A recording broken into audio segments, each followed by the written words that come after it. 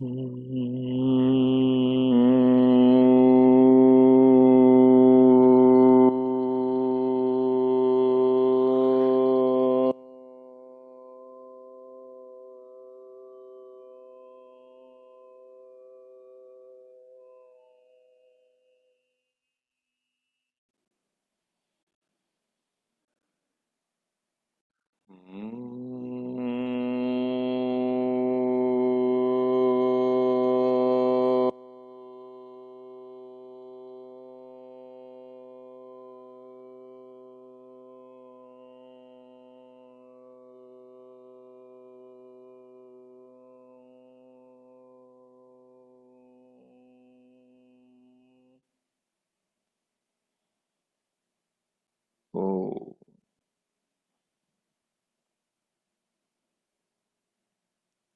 वैदिक अमृत ध्यान साधना प्रभात सत्संग में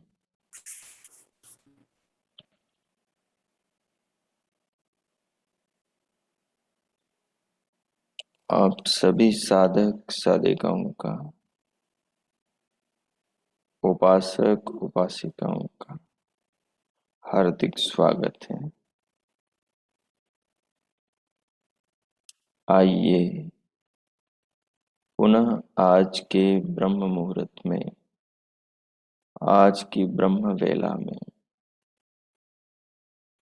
हम उस महान प्रभु, सर्वशक्तिमान, निराकार निर्विकार शाश्वत अनादि अजन्मा सर्वाधार सच्चिदानंद प्रभु के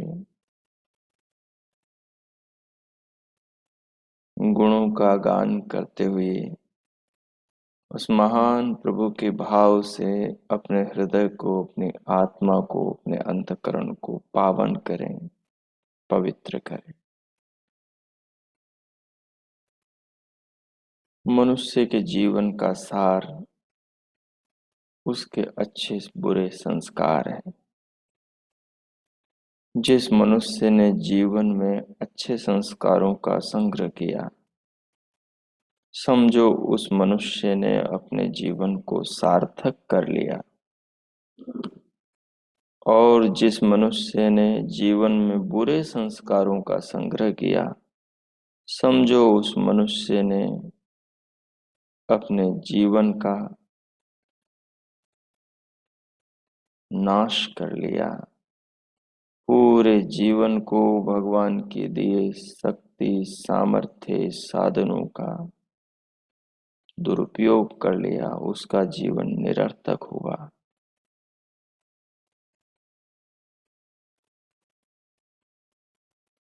भगवान जीवन में, जगत में, सृष्टि में, शरीर में सर्वत्र समाया है। वेद माता उस विधाता का गुणगान करते हुए कहती हैं कि वो प्रभु सर्वव्यापक है। धरा पर ऐसा कोई प्राणी नहीं जिसके हृदय में उसका आसन, जिसके आत्मा में उसका निवास न हो। वो जगदाधिपति जगदीश्वर हर घट में बैठा है, वो हर हृदय में बैठा है, वो हर आत्मा में विराजमान है। वो सबके मन की, सबके दिल की, सबके हृदय की जानता है। जो जितना उसके अनुकूल चलता है, उसको वो उतना ऊंचा उठाता है, और जो उसके विपरीत जाता है वो अपने ही कर्मों से गिर जाता है। भगवान सबको समान रूप से प्रेम करता है।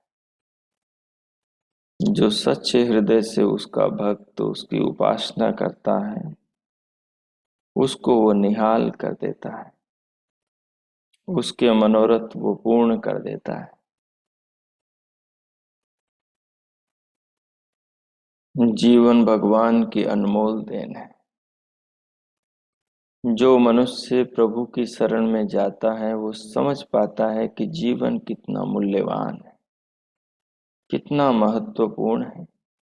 संसार में जीवन से बढ़कर, संसार में मानव शरीर से बढ़कर और कोई योनि नहीं, और कोई शरीर नहीं,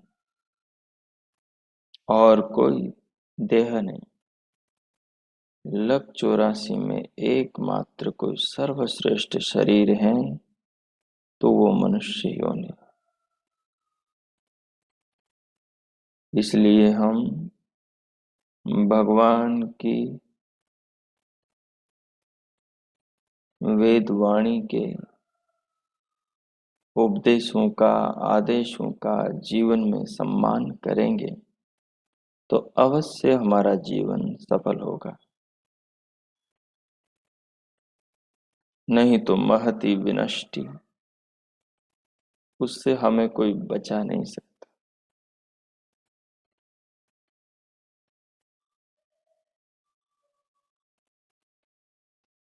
सांसारिक विषय, सांसारिक वासनाएं, सांसारिक लोभ लालच, ये सब आदमी को अंधा बना देते हैं।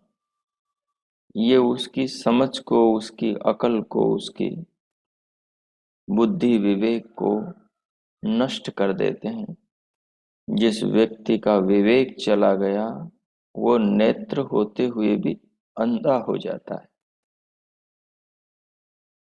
उसको उसके शत्रु विषय सामने प्रतीत नहीं होते, जबकि सामने होते हैं।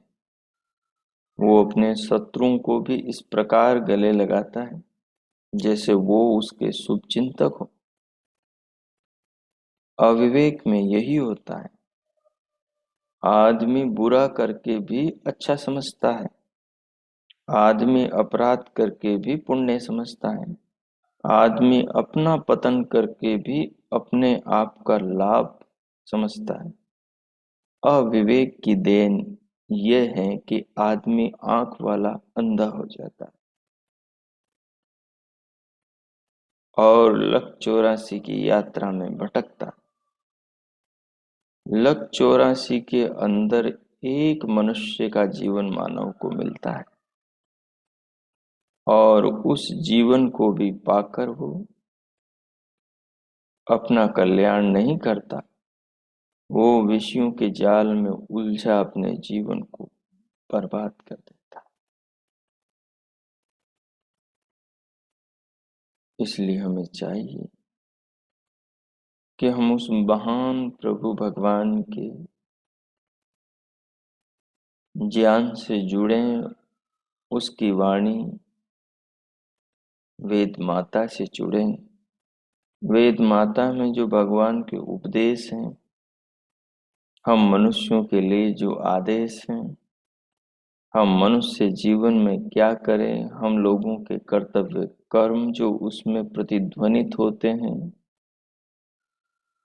वो सीधे सीधे भगवान अपनी वाणी से हमें आदेश देते हैं, हमें उपदेश देते हैं, हमें जीवन में सच्चाई के साथ जीने का तरीका बताते हैं। हम लोग उसे पढ़ते नहीं, हम लोग उस पर विचार नहीं करते, हम लोग उस पर चिंतन नहीं करते। हम लोग विषयों को, ऐषणाओं को, लालचों को, तमाम प्रकार की बुराइयों को समय देते हैं। जिन बातों से, जिस चिंतन विचार से मनुष्य का आंतरिक निर्माण होता है, हम उन महान कार्यों को समय नहीं देते। हम समय देते हैं जिनसे धन इकट्ठा हो, हम समय देते हैं जिनसे हमारा राग द्वेष तृप्त होता हो, हम समय देते हैं जिनसे हमारे शरीर को नाना विषयों का सुख मिले। हम अपने आत्मा की फिक्र नहीं करते, अपने आत्म तत्व का चिंतन नहीं करते, आत्मा को क्या चाहिए इस पर विचार नहीं करते। हम केवल एकांगी बने हैं, हम केवल शरीर की सुध लेते हैं अपनी आत्मा की सुध नहीं लेते। हम बेसुध विषयों की ओर बढ़े जा रहे हैं और विषयों में डूबे चले जा रहे हैं। ये अच्छी बात नहीं है।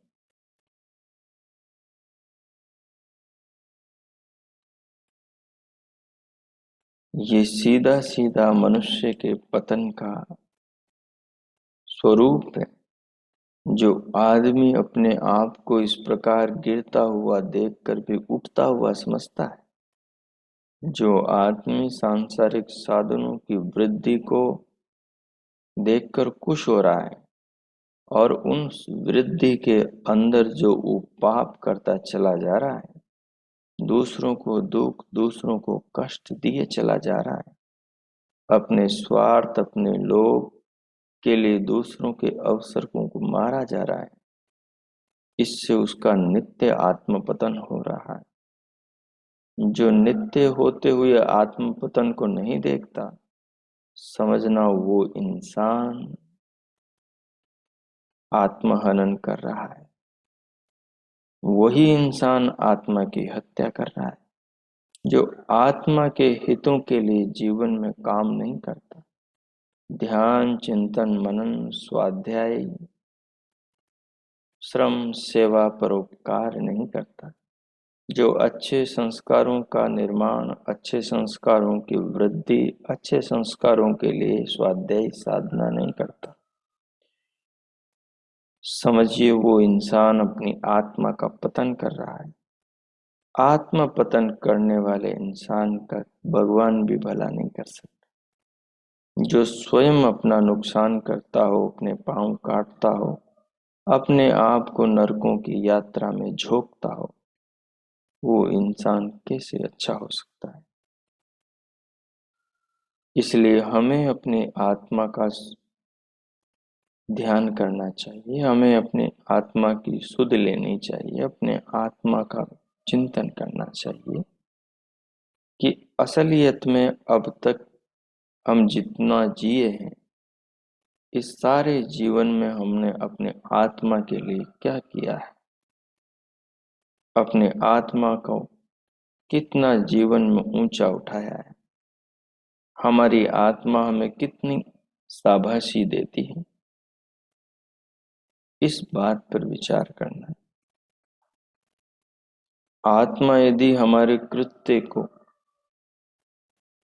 प्रशंसित बताए, आत्मा यदि हमारे कृत्य पर हमें शाबाशी दे, आत्मा यदि हमारे आचरण को ठीक ठहराए, आत्मा यदि हमारे कार्यों पर प्रसन्न हो, समझना ये जीवन के परम कल्याण का, समझना ये जीवन में साधना के ठीक राह पर चलने का परिणाम आत्मा की प्रतिक्रिया है।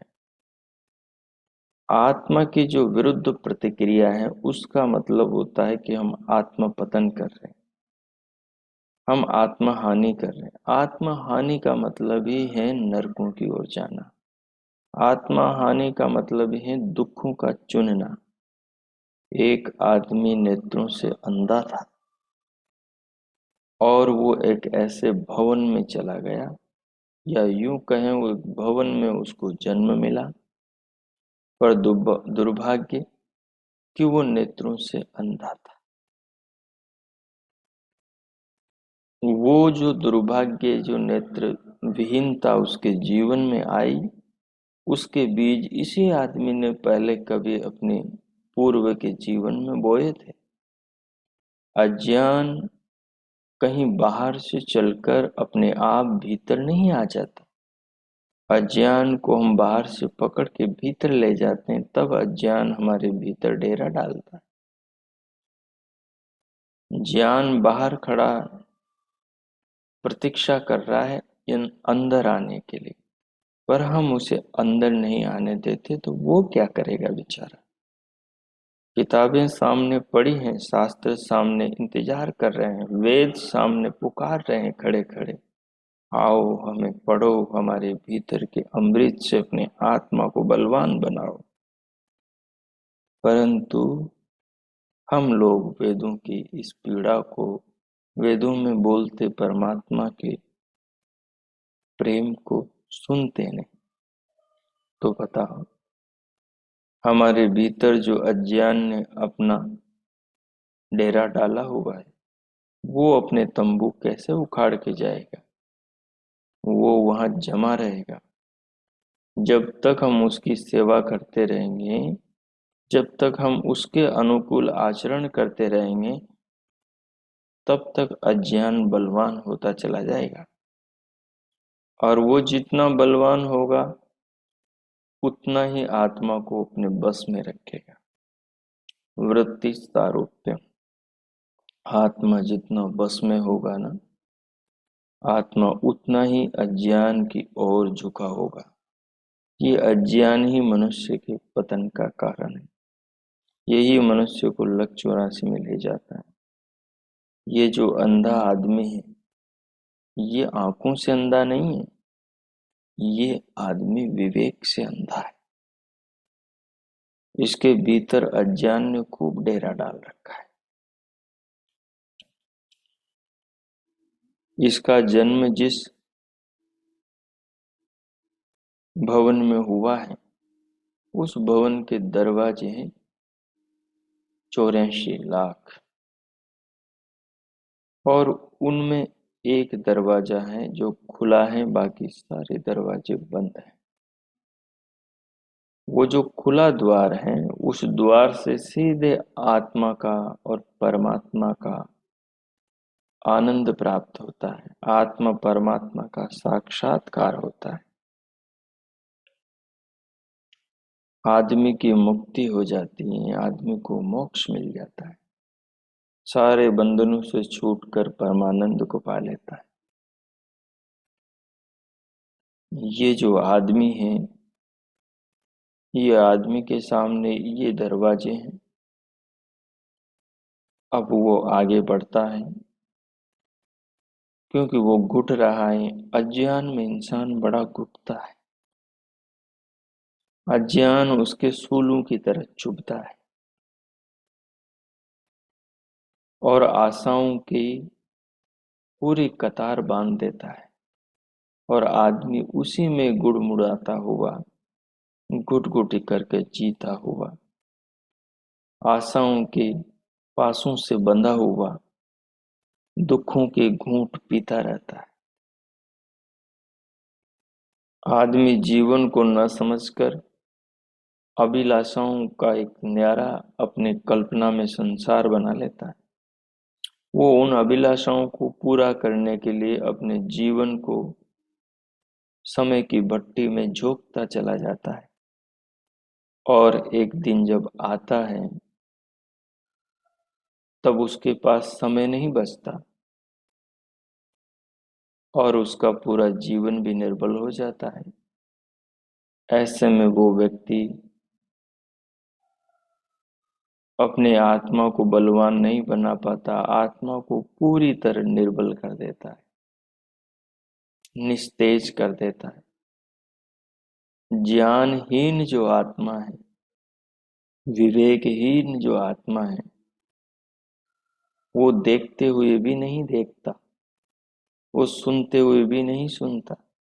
उसके सामने वेद के ज्ञान की गंगा बह रही हो, उस अमृत का भी वो मूढ़मती पान नहीं कर पाता, क्योंकि मनुष्य का जो ज्ञान अज्ञान है, वो आत्मा को अपने में कैद कर लेता है।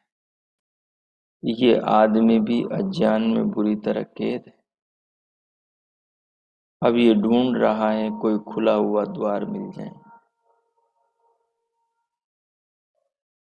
जिस द्वार से आनंद की प्राप्ति हो, दुखों की पूर्ण समाप्ति हो।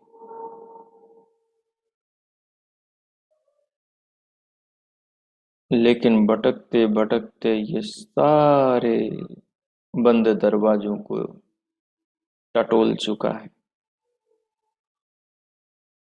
अब तक खुला द्वार नहीं मिला। जब खुला द्वार मिलने का समय आता है, जब बंद द्वार पूरे हो जाते हैं, जब आदमी के पाप भोगते भोगते समाप्त हो जाते हैं, तो बचे हुए शेष पुण्य के आधार पर उसे ये खुला द्वार मिलता है। ये मनुष्य का, मानव का जीवन ही खुला द्वार है। इसी जीवन में आकर आत्मा अपने आप को जानने का अवसर पाता है। इसी जीवन में आकर आत्मा परमात्मा को जानने का अवसर पाता है। परंतु इस जीवन में, मनुष्य योनि में, 184 में सर्वश्रेष्ठ मानव देह को पाकर भी विषयों के जाल में, लोभ लालच तमाम विकारों के जाल में ऐसा इन पासों में फंस जाता है कि फिर इनसे वो बाहर निकलने की कल्पनाओं से भी दूर चला जाता है। क्योंकि विचार जैसा होता है, व्यक्ति वैसा होता है। जैसा व्यक्ति सोचता है वैसा व्यक्ति बनता है, वैसे कार्य करता है। जो जीवन से एक शराबी आदमी है, वो क्यों भगवान की ओर, आत्मा परमात्मा की ओर नहीं बढ़ता? क्योंकि उसके अंदर शराब ने जो उसके अंदर अंधकार पैदा किया है। जो व्यक्ति मांसाहारी है, मांसाहार ने जो उसकी बुद्धि को भ्रष्ट किया है। जो व्यक्ति अमर्यादित आचरण करके पतित हुआ है, उसके पतन ने जो उसके अंदर वासनाओं के जाल बुने हैं, ये सब गंदगी विचार बन के उसकी आत्मा के सामने चलती है। और हर समय वो इन्हीं के अकॉर्डिंग, इन्हीं के अनुसार सोचता समझता है, और नित्य उसका पतन होता रहता है। लेकिन मनुष्य जीवन तो स्वर्ग का, कल्याण का, परमानंद की ओर जाने का द्वार है। जो आदमी इस द्वार को, मनुष्य शरीर को पाकर भी इस द्वार से विधाता की ओर नहीं बढ़ता, जो इस अवसर को पाकर भी अपना पतन करता है, उस व्यक्ति के कल्याण की कोई संभावना नहीं। अब हम सब 50, 25, 30, 35, 20, 60, 70, 80, 90 की ओर बढ़ रहे हैं। धीरे धीरे सब मौत की ओर बढ़ रहे हैं। सबका मनुष्य जीवन रूपी अवसर जाने वाला है, हाथ से छूटने वाला है। और हम देखते हैं कि हमने अपनी आत्मा को कितना बलवान किया। हम देखते हैं स्वयं को हमने कितना संस्कारवान किया। हम देखते हैं कि हमारे जैसे संस्कार वाले व्यक्ति को अभी परमात्मा का, अभी आत्मा का अनुभव नहीं हुआ। अभी हमें इस सृष्टि का भी पूर्ण ज्ञान नहीं हुआ। अभी हमें शास्त्रों के ज्ञान का भी बोध नहीं हुआ। अभी हमने अच्छे से शास्त्रों को भी नहीं पढ़ा। सोचो, तो हम मुक्ति को, परमानंद को कैसे पा सकेंगे? उसकी तो शर्त है, उसका तो एक स्टेट है, एक स्तर है। जब तक हम उस स्तर तक नहीं पहुंच जाते, तब तक हमें वो सब दिखाई नहीं देगा जो इस संसार के आवरण के पीछे छपा हुआ है, इसका स्वरूप।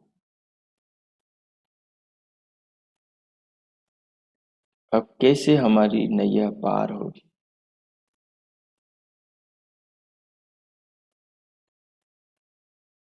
हम कैसे अपने आप को बचा सकेंगे? हम अपनी धन वैभव का तो हिसाब रखते हैं, आय व्यय का, पर हम पुण्य पाप के आय व्यय का हिसाब क्यों नहीं रखते? बाहर से कितना भीतर पुण्य गया और बाहर से कितना भीतर पाप गया।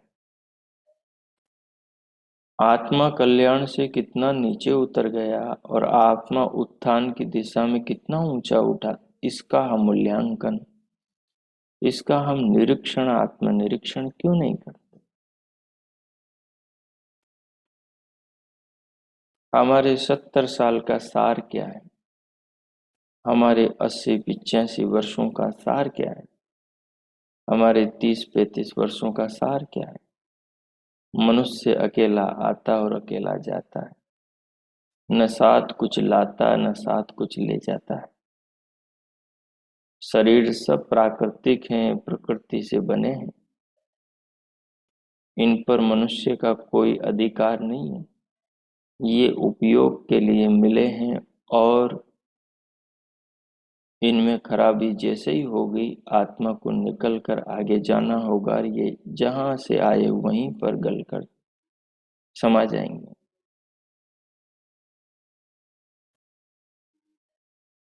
तो हमने क्या किया अपने लिए, कितना जमा किया? यदि हम पीछे झांकेंगे अतीत के झरोखे में और हमें कुछ पुण्य नहीं मिले, पाप ही पाप मिले, हमें राग द्वेष का जीवन, छल कपट का जीवन, लोभ लालच का जीवन दिखे, यदि हम देखें कि बहुत अपकार किए हैं, दूसरों को सताया है, कोसा है, उनके साथ छल कपट किए हैं, बड़े अपराध किए हैं मैंने, तो समझना हमने आत्मा को उतना गिरा लिया। समझना हम उतने प्रतिशत आत्मघाती हैं। समझना हम उतने प्रतिशत आत्महंता है।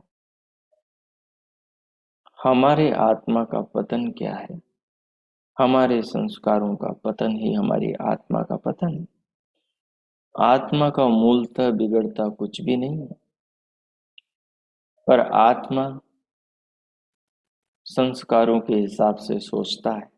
बुरे संस्कार ही आत्मा के पतन है। आत्मा का पतन होने पर भी कुछ बिगड़ता नहीं, लेकिन पतन के बाद में ये विवेक नहीं होता कि उसका कुछ बिगड़ेगा नहीं। पतन के बाद में अज्ञान के कारण आत्मा हर समय दुखी होता है। उसका स्वरूप ऐसा है कि वो उसके दुखी होने से उसका कुछ नहीं बिगड़ना, लेकिन उसके बाद में भी वो दुखी होता है, क्योंकि अज्ञान उसके हृदय में सब और, उसके मानस में सब और, उसके अंतकरण में सब और, उसके चित्त में भरा है। हर समय उसी अज्ञान से लहरें, तरंगें, विचार, वृत्तियां उठती हैं, जैसे सागर में लहरें उठती। वो सागर से उठती हैं, बाहर से नहीं आती। बस यही बात है। हमें इस बात को समझ लेना है कि अब तक हमने अपनी आत्मा को कितना ऊंचा उठाया और कितना गिराया।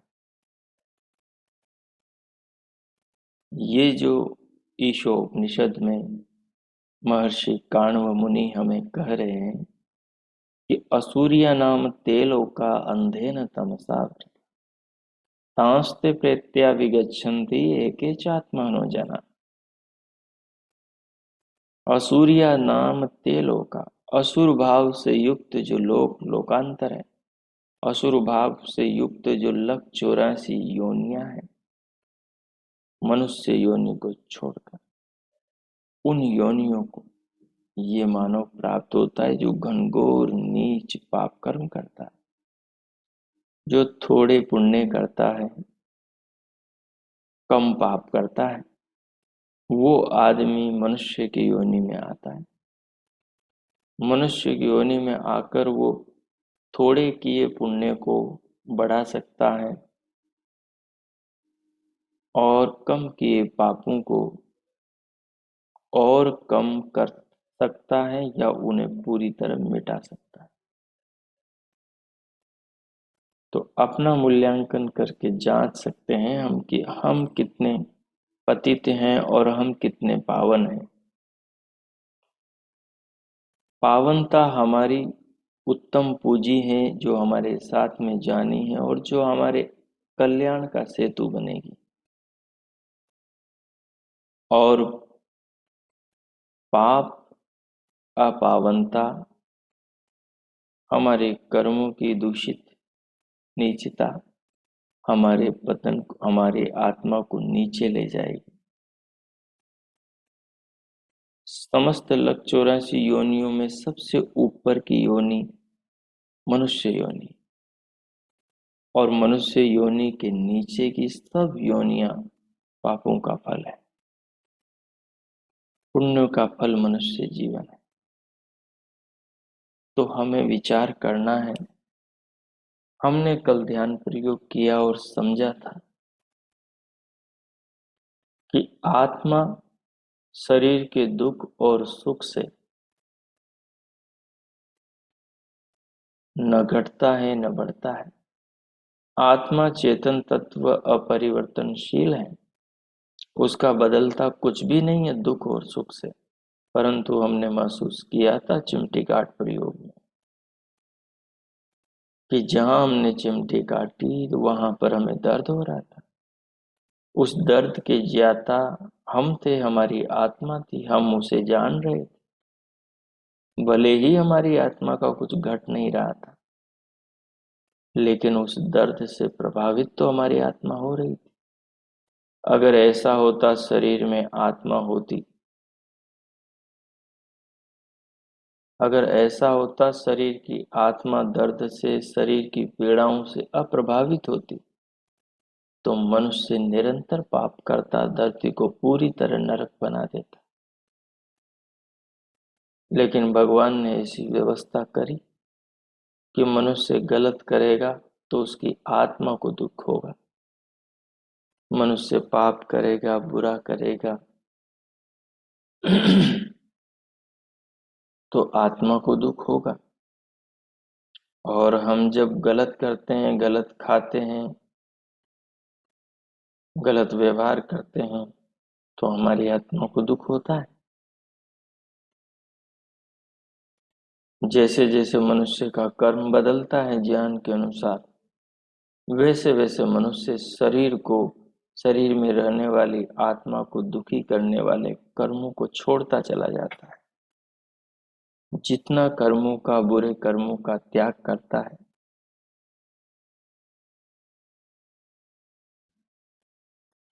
उतना जीवन में आत्मा ऊंचा उठता चला जाता है,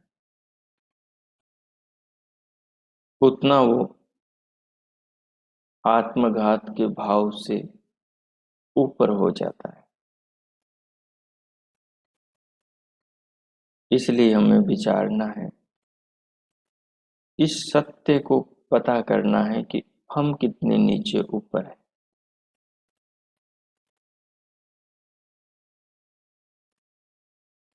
हमने जीवन में कितने ऐसे काम किए और हम वर्तमान में ऐसे कितने काम कर रहे हैं जिन कामों पर हमारी आत्मा में शाबाशी दे सके, हमें उत्साहित कर सके, खुश हो सके, हमारी आत्मा कह सके कि तुमने ये अच्छा किया। ऐसे 100, 200, 500, 1000 कामों को अपने नोटबुक में लिखें आप। अगर आप अंतर जीवन में जाना चाहते हैं, जीवन की गहराई में उतरना चाहते हैं और आत्मा के करीब पहुंचकर उसे महसूस करना चाहते हैं, तो आपको जीवन में अंतर्मुखी होना पड़ेगा।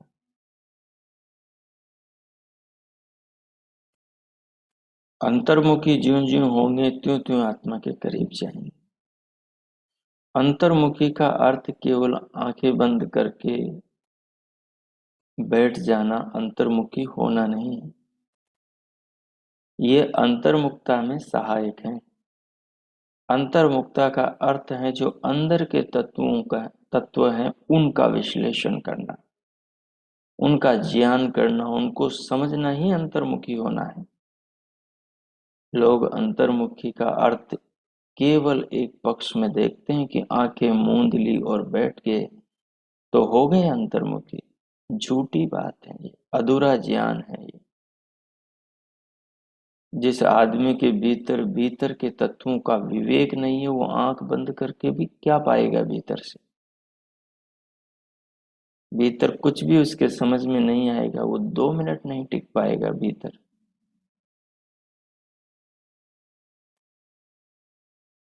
इसलिए पहले भीतर के जीवन को, भीतर की व्यवस्था को, पिंड के भीतर के रहस्यों को जानने के ज्ञान का भंडार, जो भगवान का वेद और ऋषियों के जो शास्त्र हैं, उन शास्त्रों में जो उन्होंने जिस रीति से जाना, उस बात का उपदेश है, उस उपदेश को पढ़ना, समझना, उसको दिमाग में बिठाना और फिर उसके अनुसार खोज जो करना है वो आंख खोल कर आप करो या आंख बंद करके करो। ये दोनों ही परिस्थिति, दोनों ही स्थिति,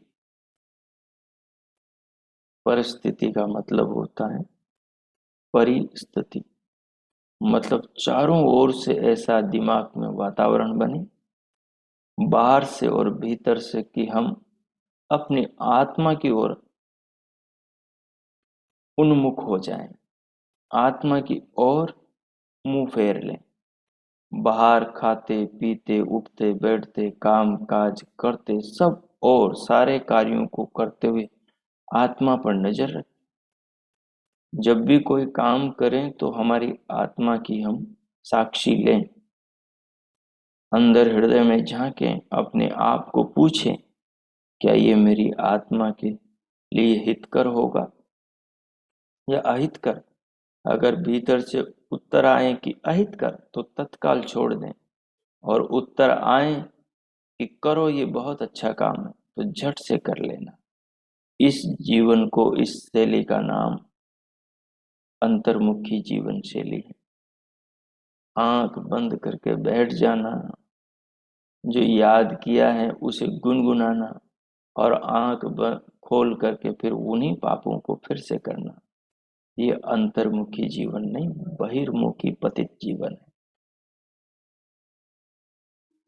तो तत्व का विवेचन करने का जो विवेक है वो हमें शास्त्रों से प्राप्त होता है, और वो विवेक हमें ईशोपनिषद के अंदर भगवान कण्व मुनि के उपदेशों से मिल रहा है। देखो, असुरिया नाम तेलो का, असुर भाव से, आसुरी स्थितियों से, परिस्थितियों से, मानसिकता से, विचारों से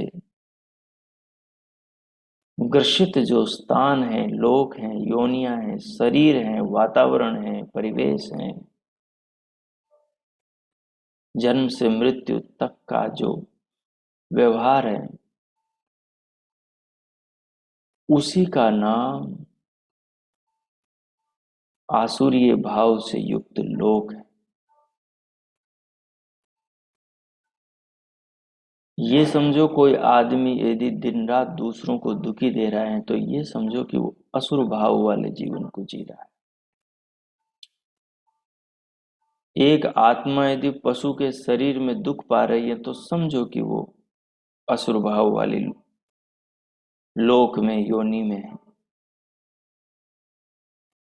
केवल मनुष्य को छोड़कर सारी योनियां जितनी भी हैं, पशुओं की, पक्षियों की, कृमि कीट पतंगों की और स्थावर पेड़ पौधों लताओं की, ये सारी योनियां असुर भाव से युक्त हैं। इन योनियों में किसी में भी वेद पढ़ने का, किसी में भी महापुरुषों के वचनों को सुनने का अवसर नहीं, किसी में भी आत्म सुधार का, कर्म करने का अवसर नहीं। कर्म देह और भोग देह, दोनों अवसर जिसमें है उसका नाम उभय देह मानव योनि, मनुष्य शरीर है। और जिसमें केवल पीछे के मानव योनि में किए कर्मों का, पापों का फल भोगना होता है, वो 184 योनियां मनुष्य से इतर, मनुष्य से भिन्न योनियां। और पिछले मनुष्य जीवन में जो पुण्य किए थे उन पुण्यों का फल भोगने के लिए मनुष्य को मिलती है फिर से मनुष्य योनि, फिर से मानव योनि। लेकिन यदि उसने खूब पाप भी किए हैं तो पहले वो सारे पापों को भोगेगा।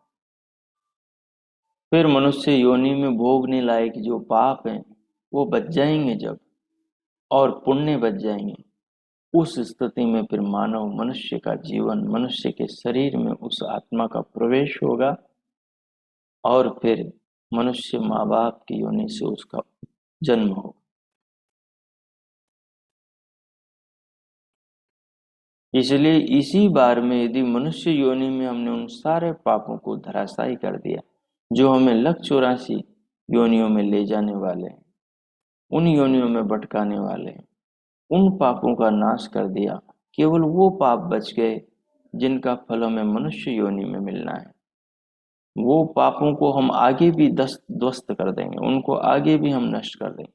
पर जो पापों का फल हमें मनुष्य योनि में मिलना नहीं है, उन पापों के फलों को भोगने के लिए हमें अंधकार से युक्त असुरीय लोकों में जाना पड़ेगा।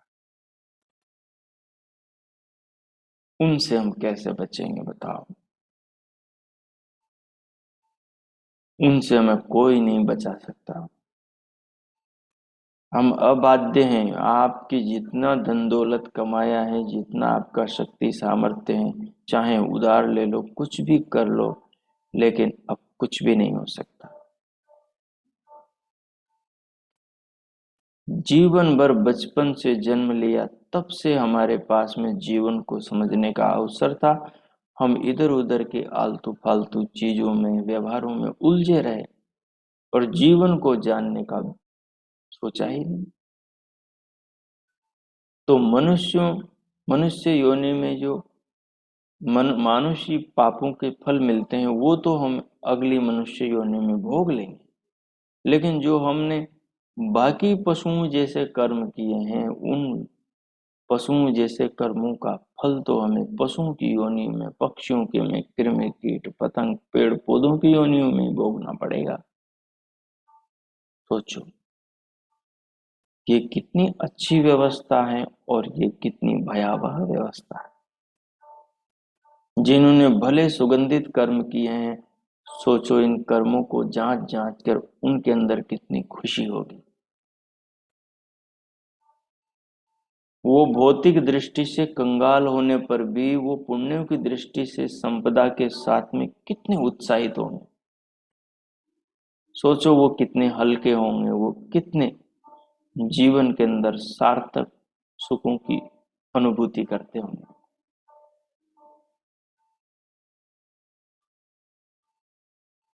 और जब व्यक्ति को इस सत्य का जब पता चले कि उसने जो पाप किए हैं और वो पाप पशु प्रवृत्तियों वाले हैं, वृक्ष प्रवृत्ति वाले हैं, वो पाप कृमि कीट पतंगों, भेड़ बकरियों वाली प्रवृत्ति के हैं, वो पाप कुत्ते बिल्ली मेंढक सुअर वाली प्रवृत्ति के हैं, वो पाप गिद्ध खरगोश या कहो मगर मछली वाले प्रवृत्ति के हैं, तो फिर सोचो उन योनियों में उसे जाने से कौन बचा सकता है।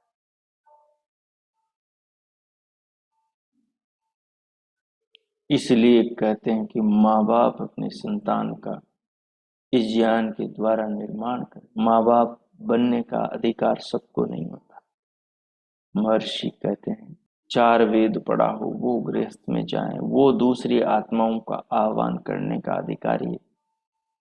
अगर चार नहीं पढ़ा तो फिर वो तीन पढ़ा हो, दो पढ़ा हो, एक पढ़ा हो, धर्म शास्त्रों का ज्ञाता हो, दर्शनों का ज्ञाता हो, कुछ तो ज्ञान हो उसके अंदर जीवन को समझने का। वही तो उत्तम अच्छे आत्माओं को शरीर देगा।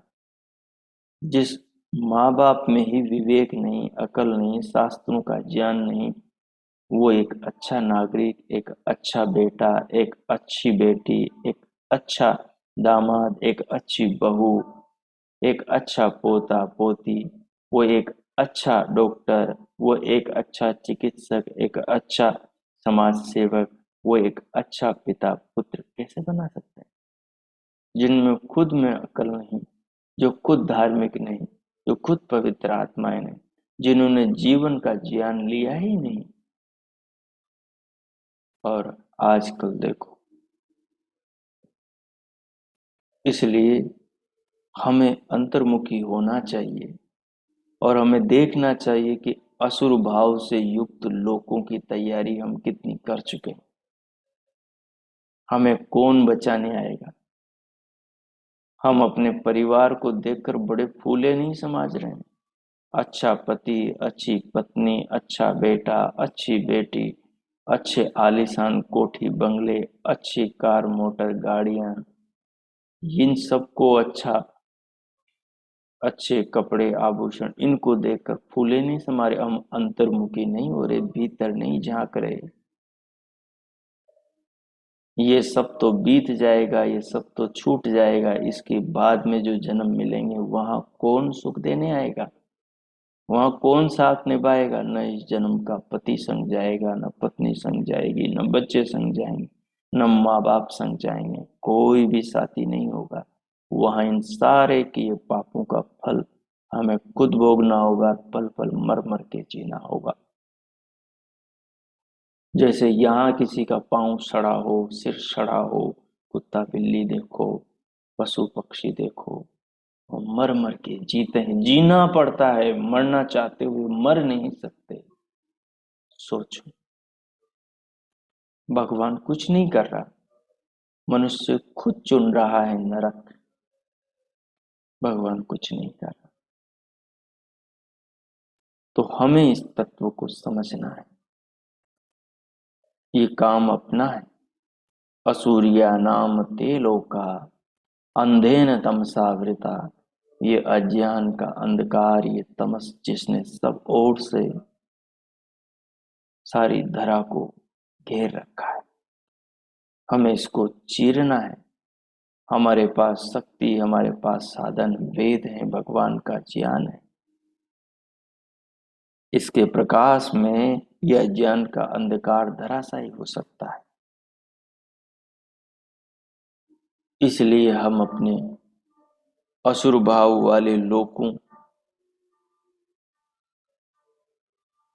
को देने वाले जितने भी कर्म हैं, जितने भी हमने अब तक कार्य किए हैं, जितने भी हमने अपराध, जितने भी हमने शोषण, जितने भी हमने छल कपट, जितने भी हमने झूठ कसोट, जितने भी हमने गलत किया है,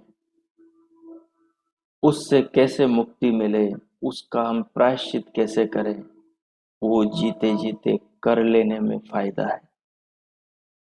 ये समझदार मनुष्य के, बुद्धिमान मनुष्य के लक्षण है। जो इस बात को नहीं समझता, समझ लेना फिर वो मनुष्य की श्रेणी में मनुष्य होते हुए नहीं है, फिर वो मनुष्य के रूप में पशु है। जैसे पशु सोच विचार कर कर्म नहीं करता, वो अपने हित अहित को नहीं देखता, वो स्वाद को देखता है। समझ लेना हम भी केवल स्वाद के पीछे। स्वाद खाने का हो, स्वाद रूप का हो, स्वाद शब्द का हो, स्वाद रसना का हो, स्वाद चमड़ी के स्पर्श का हो, स्वाद चीजों को देखने का हो, स्वाद वस्त्र आभूषण का हो, ये सब। अब मैं 5-10 मिनट मौन होता हूँ। इस सारी बात पर, सारे चिंतन पर आपको विचार करना है, अंतर्मुखी होने का संकल्प करना है। और ईश्वर हमें देख रहा है, जान रहा, सुन रहा, अनुभव कर रहा है। जिस विधाता ने धरा को धारण कर रखा है और हमें मानव मनुष्य का जीवन दिया है, हमारी माताओं के गर्भाशयों में हमारे शरीरों को रचा है, उस विधाता की व्यवस्था को हम स्वीकार करें।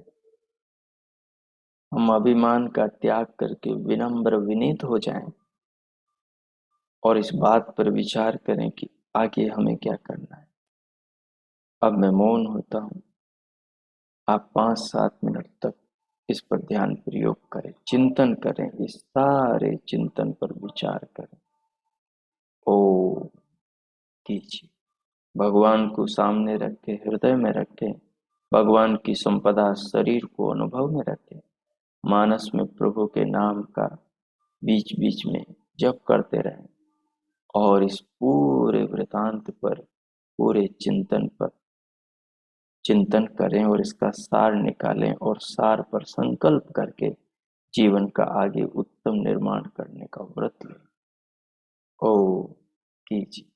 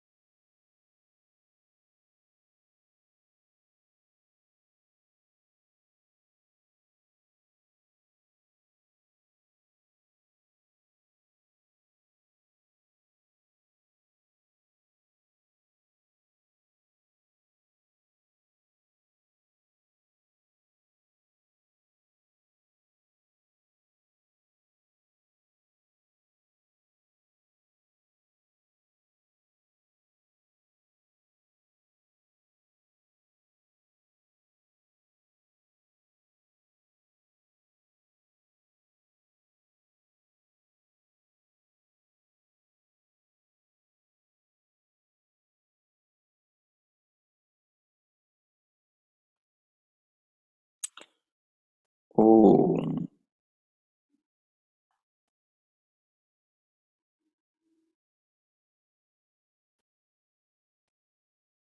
ओम।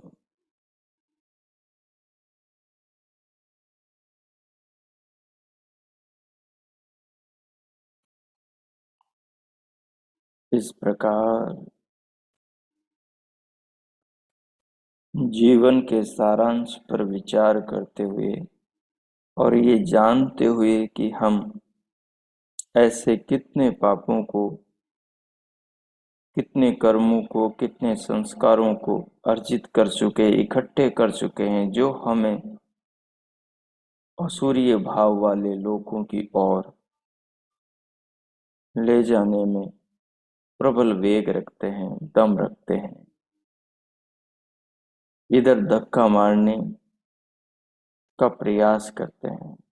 ऐसे जो संस्कार, ऐसे जो कर्म, ऐसा जो कर्माशय है, उसके नाश का, उसके विनाश का, उसको यहीं इसी जीवन में मसल देने का संकल्प मनुष्य को करना चाहिए।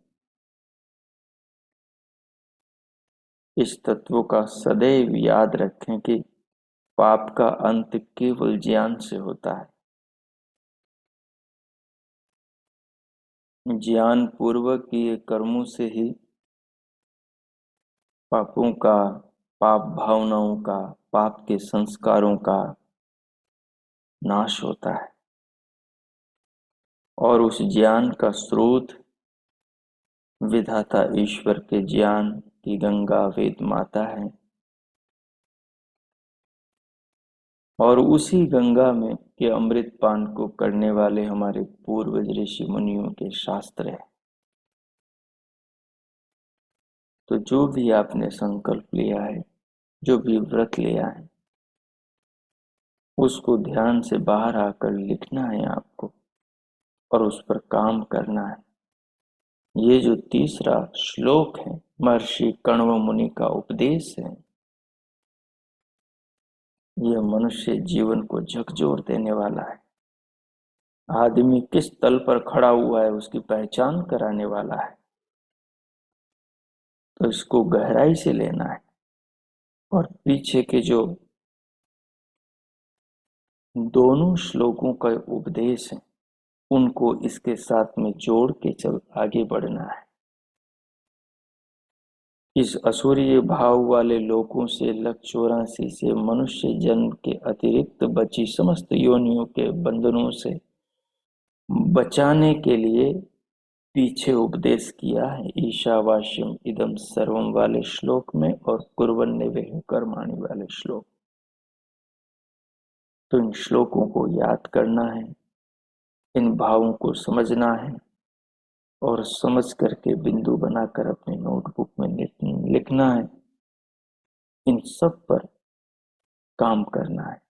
अब भगवान का धन्यवाद करते हुए, हृदय से, आत्मा से उस विधाता का आभार, उसके प्रति कृतज्ञता, श्रद्धा को अर्पण करते हुए भीतर से बाहर आएंगे, अंतस जागरूकता को देह के ऊपर लाएंगे, भगवान के दिए शरीर को अनुभव करें, शरीर को अनुभव करें, अनुभव करते हुए प्रभु का भाव मन में रखते हुए, भगवान के प्रति कृतज्ञता को महसूस करते हुए अब शांति पाठ करें। ओम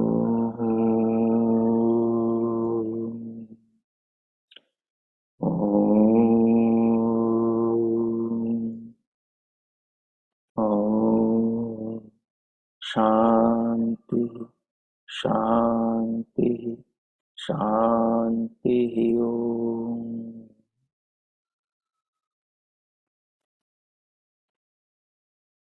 अब दोनों हथेलियों को ऊपर उठाएं, परस्पर घर्षण करें और उष्ण हथेलियों से पूरे मुखमंडल का स्पर्श करें। उंगलियों के मध्य से पलके खोलते हुए भीतर से बाहर आ जाए। आप सबका आज का दिन शुभ हो, मंगलमय हो। प्रभु सबका मंगल करें। भगवान हमें ज्ञान और जीवन के श्रेष्ठ निर्माण की राह पर प्रेरित करें। हम आप भगवान के आदेश उपदेश वेद माता के निर्देशानुसार जीवन को जिए। हम अपनी ओर से पुरुषार्थ में परिश्रम में कोई कमी न रखें। भगवान ने जो शक्ति सामर्थ्य जीवन शरीर दिया है, इन समस्त साधनों का जीवन में सदुपयोग करके अपने आत्मा का उत्तम निर्माण करें। उसे पतित होने से हर पल बचाने का पूरा प्रयास करें। भगवान के दिए हुए साधनों का सदुपयोग करें और सदैव विधाता परमेश्वर के भाव की छाया में जीवन को जिए। प्रभु हम सबका मंगल करे।